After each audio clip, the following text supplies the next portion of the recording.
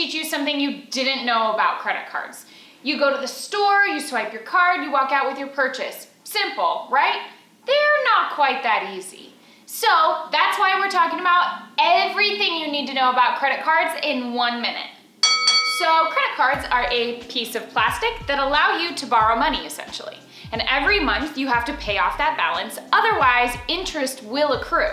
There are two main types of credit cards: secured cards and unsecured cards. Secured cards are for people with low credit or no credit history. They're great if you don't want to overspend or you're looking to build your credit score. Whereas an unsecured card, on the other hand, is just a regular credit card. The most common, and it's for people with an average or really good credit. Unsecured credit cards come with interest rates, also known as APR. And that interest rate is dependent on your credit score. It can range anywhere between 13 to 24%. Speaking of credit scores, applying for, using, and even closing a credit card does affect your credit score. So proceed with caution.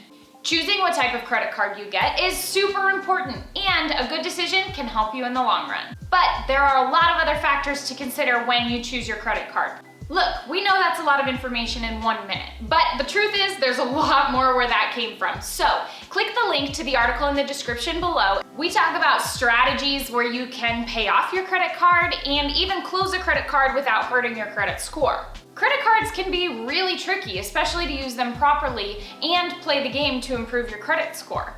Ultimately, you could end up with a ton of debt and a damaged credit score if you're not careful. So make sure you weigh your pros and cons, and if you ever have questions, go to creditanddebt.org and talk to any of our coaches. It's free.